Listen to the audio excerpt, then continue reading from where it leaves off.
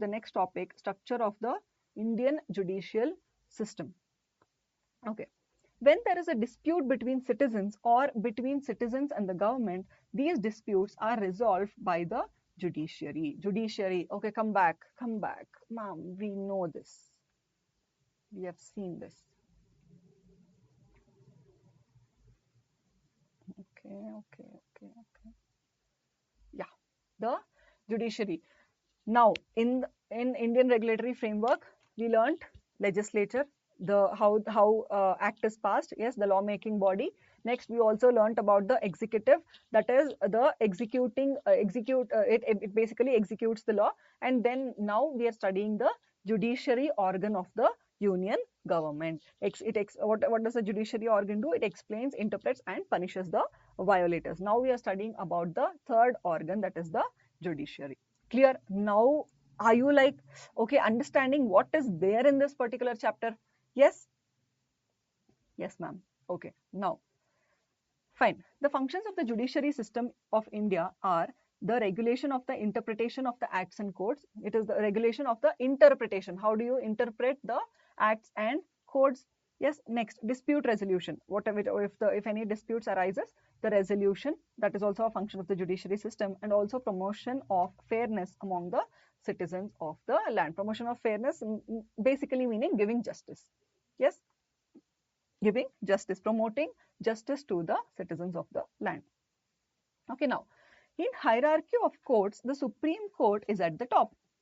Obviously, apex court of India, Supreme Court, followed by the High Court and the district courts. So decisions of the High Court are binding. Okay, yesterday we have learned something. The decisions of the Supreme Court are applicable throughout the territory of India, whereas the decisions of the High Court are applicable to that particular, to the respective state. Yes or no? That's what we learned. Now, see, read. Decisions of the High Court are binding in the respective state, but are only persuasive in other states. Now, what is this? What is the meaning of persuasive? Persuasive means it can have an impact, could influence other courts in other states, but it is binding in the respective state. Getting my point? Yes ma'am. Next, decision of the Supreme Court are binding on all high courts under Article 141 of the Indian Constitution. In fact, a Supreme Court decision is a final word on the matter. So once if a case is being fought, say for example in the lower court and then High Court, and then it goes to the Supreme Court, and if the Supreme Court gives a decision, that is the final. Getting it? Also, we learned one more yesterday, that common law can be altered but not the statute. Remember? You remember that? Where did that come? I think the last line. See, the judgment can override or alter a common law, but it cannot override or change the statute. Very important line.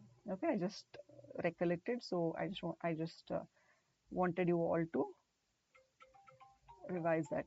Okay, now structure of the Indian. Okay, fine, you're done with this. Next, Supreme Court. What is Supreme Court? Supreme Court is the apex body of the judiciary. Yes, Supreme Court is the apex body of the judiciary. It was established on 26 January 1950. I have been repetitively telling that this is the apex body, this is the top court, this is the so the court, the decision of the Supreme Court is the final. Yes, you have heard enough of it. Okay, let's go to the next line. Yes, the Chief Justice of India. The Chief Justice of India is the highest authority appointed under Article 126. Chief Justice of India is the highest authority. Next, the principal bench of the Supreme Court consists of 7 members, including the Chief Justice of India.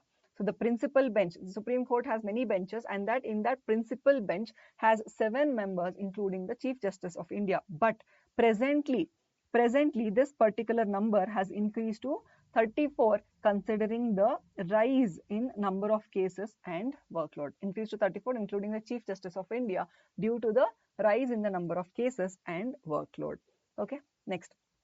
An individual can seek relief in the Supreme Court by filing a writ petition under Article 32. Ma'am, what is this writ petition? Usually a writ petition is filed when there is any violation in the fundamental rights for the public. Okay, you can go and file a writ petition with the Supreme Court or High Court. Getting it? Okay, next. Yes, ma'am. Supreme Court done. Yes, next. We will finish with the High Court. High Court. High Court is the highest court of appeal in each state and union territory. Yes, the highest court of appeal in each state and union territory is what? It is the High Court. Article 214 of the Indian Constitution states that there must be a High Court in each state. There must be a High Court in each state. That is what the Constitution says. But in India, there are 25 High Courts, one for each state and union territory, and one for each state and union territory, and one for this. Anyways, not required. Okay. 6 states share a single High Court. 6 states share a single High Court. See, there are only 25 High Courts in India as of now, and they're telling that 6 states share a single High Court. Say, for example, as far as I know, Bombay High Court acts as a High Court for Maharashtra. It also acts as High Court for Daman and Diu, Nagar Haveli, I think for Goa as well. I don't remember actually for which all states it acts as a High Court, but you can just anytime Google it. And also the Calcutta High Court or the Kolkata High Court also acts as a High Court for West Bengal as well as the Andaman and Nicobar Islands. And similarly, there are other High Courts also which act as High Courts for more than one state. I mean, a state and a union territory. Getting it? Okay. Next. The High Court has appellant, original jurisdiction and supervisory jurisdiction. So the High Court has the original jurisdiction, the appellant jurisdiction, and also the supervisory jurisdiction. Supervisory jurisdiction is to oversee all of the courts in its territory, to oversee all of the other courts, to supervise meaning to oversee, yes or no, all the other courts in its particular territory or in its particular state. Okay. However, Article 227 of the Indian Constitution limits High Court supervisory power. Okay, fine. An individual can seek remedies against violation of fundamental rights. Again, seek remedies against violation of fundamental rights in High Court by filing a writ petition under Article 226. Article 226 here and for High Court, and here it is Article 32. Okay. Next, just for your information, there is one more, which is the oldest High Court in India. It is the Calcutta High Court, which was established on 2nd July 1862. Okay. Yeah. Then last, it's not the last. We still have one more. Okay. The district court. Okay. These come below the High Courts. District court come below the High Courts. Here, see, you have courts of district judge and the courts of sessions. The court of district judge deal with civil law matters, whereas the court of sessions deals with criminal matters. Court of district judge deal with civil law matters, whereas the court of sessions deals with criminal matters. Yes, under pecuniary jurisdiction, a civil judge can try suits value not more than rupees 2 crore. What is pecuniary jurisdiction? What do you mean by pecuniary jurisdiction? This refers to the monetary limit provided for that particular jurisdiction, something related to money. So when we talk about pecuniary jurisdiction, that is something related to money. Okay, so what is the limit? What is the monetary limit for that particular court's jurisdiction?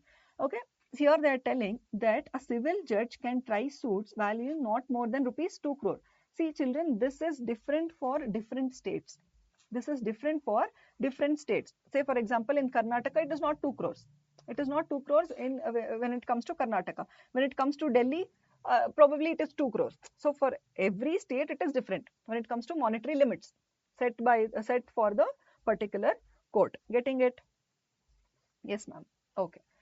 Next, jurisdiction. What do you mean by jurisdiction? Jurisdiction means the power to control. Jurisdiction means the power to control. Once again, I just want to know if the recording is fine because I got a call. Okay, fine.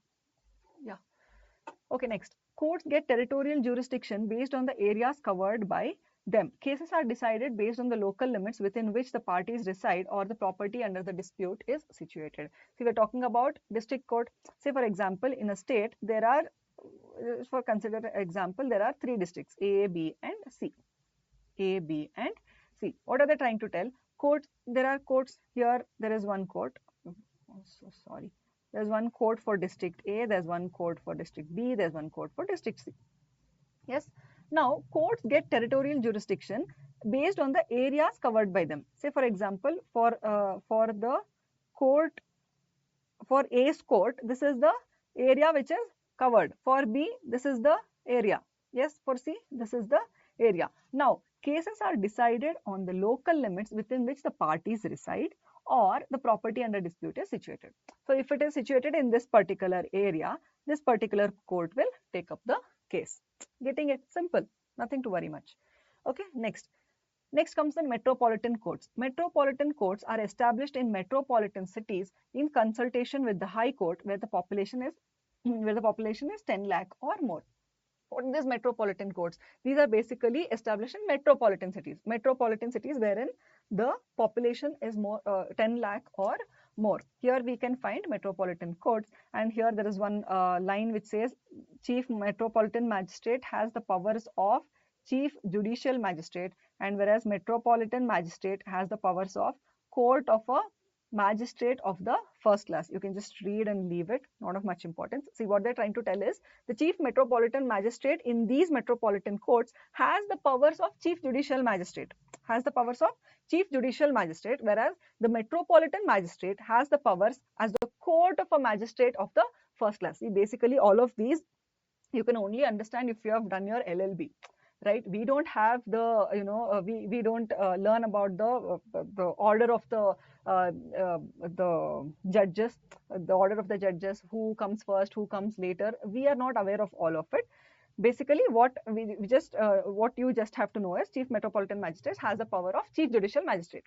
So whatever the powers which are given to Chief Judicial Magistrate, even the Chief Metropolitan Magistrate will have the same powers. Also, with whatever powers of a Court of a Magistrate of the first class has, the same powers are given to the Metropolitan Magistrate. Simple, clear, children, everyone? Yes?